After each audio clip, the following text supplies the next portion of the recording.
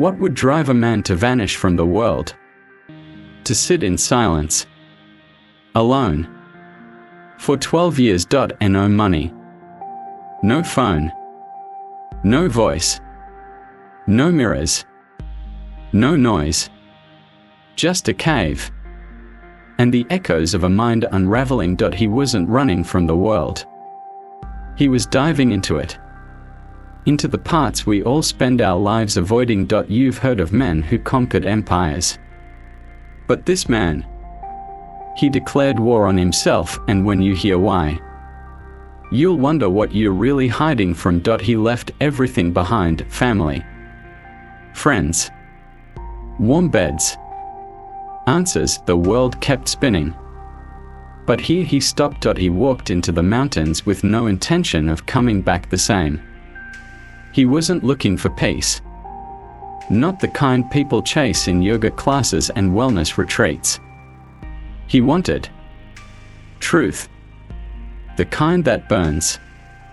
The kind that strips you to the bone. We live surrounded by distractions.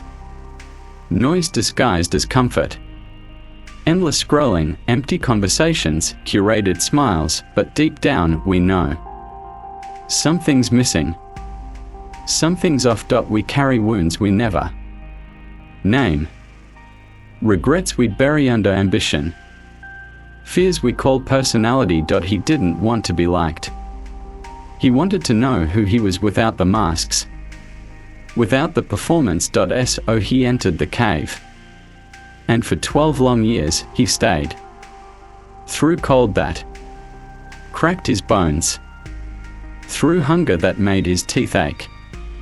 Through silence that screamed louder than any crowd. And no therapist, no guidance, just him, his breath, and the vastness of his own mind. He didn't meditate to feel good.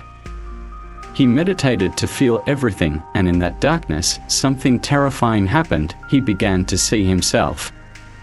Truly, completely, and most of us can't handle even 5 minutes of that. The man in the cave wasn't a monk by birth.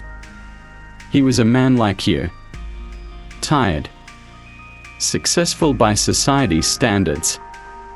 But empty in a way no one could see. He had money. Influence. A name people respected. But behind the eyes there was a storm. An ache. A knowing that none of it was real. We spend our lives reacting to emails, to comments, to other people's opinions. We become experts at avoiding ourselves, but solitude, radical, brutal solitude, peels away everything fake. After just a few days in silence, the mind rebels. Memories resurface. Shame crawls up from the cracks. Ego tries to survive, but 12 years in silence rewires your soul. He chose to face the parts of himself he hated, the things he did, the people he hurt, the lies he told, the lies he believed. Most people call that madness. But maybe it's the only kind of sanity left. Meditation isn't escape. It's confrontation, and what he discovered wasn't enlightenment.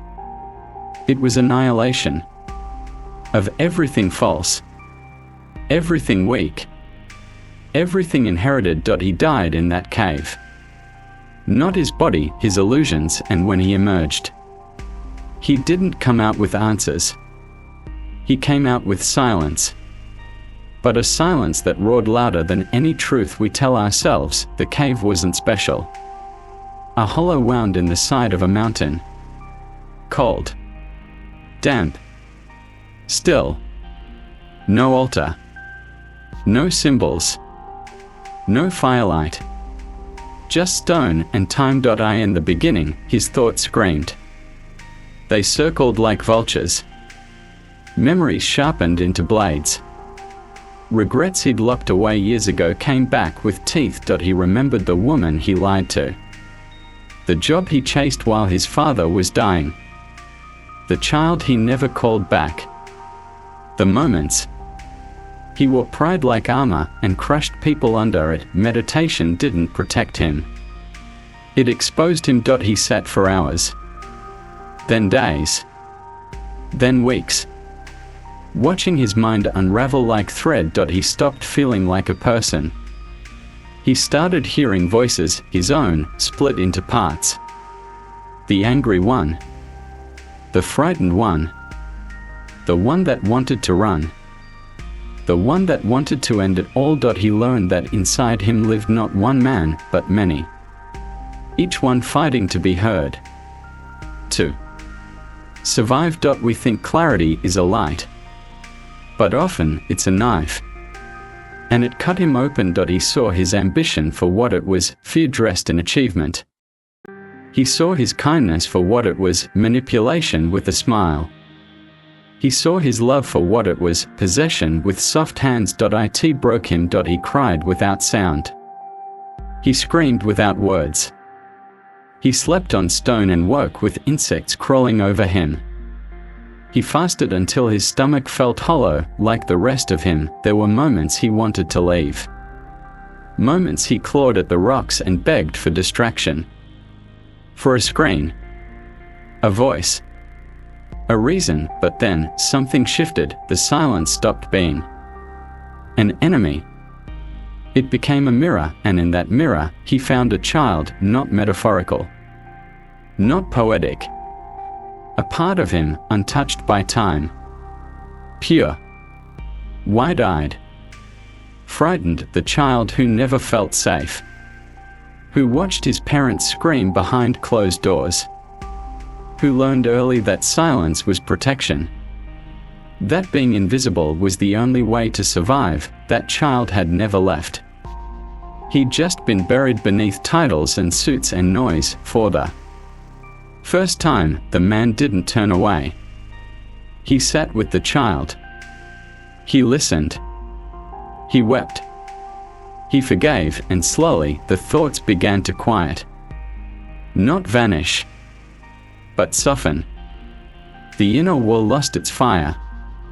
He still had fears, still had pain, but he no longer believed them. He learned to sit with hunger, with cold, with himself.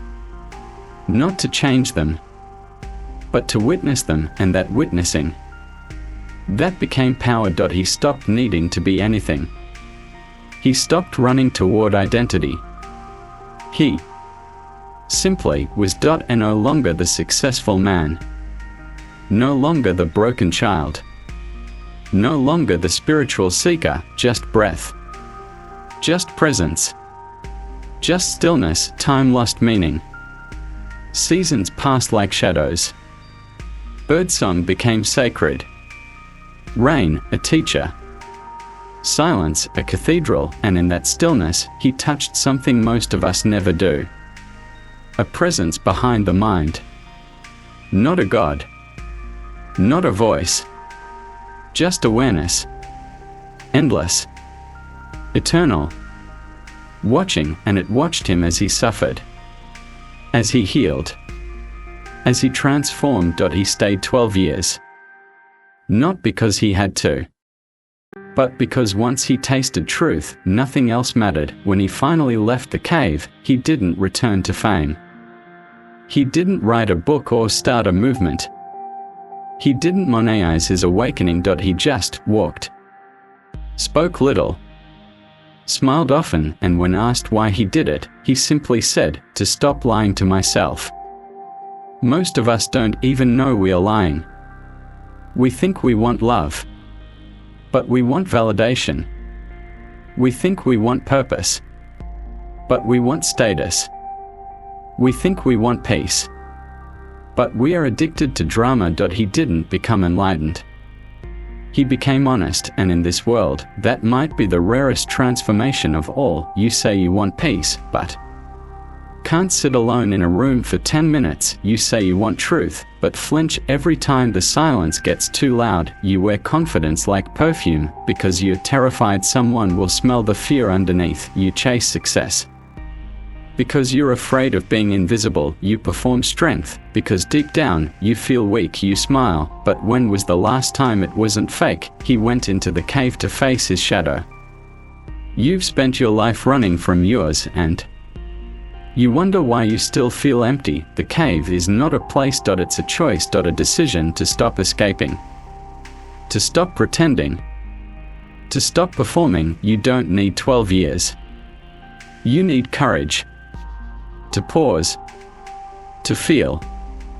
To sit still when everything inside you wants to move, scroll, speak, scream. The man in the cave didn't find peace.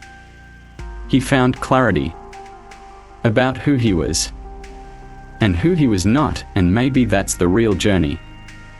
Not becoming something greater, but shedding everything false. You don't need to move to the mountains. You need to move inward, into the wounds, the silence, the questions you've buried. Ask yourself, when was the last time you truly listened to your own thoughts without judging them, without trying to fix them, without numbing them with dopamine? The cave doesn't care who you are. It shows you, and maybe that's what scares us most. Not the darkness, but what we might find inside it. There is a voice in you that you've never truly heard, because it only speaks when the noise stops. You'll never outrun your shadow, but you can turn and face it, and in that moment, you might find what he found: not peace, not glory, not perfection, just truth. And sometimes, that's more than enough. If something inside you stirred, sit with it before the noise takes over again. Share this with someone still running, and remind them the cave is always there, waiting.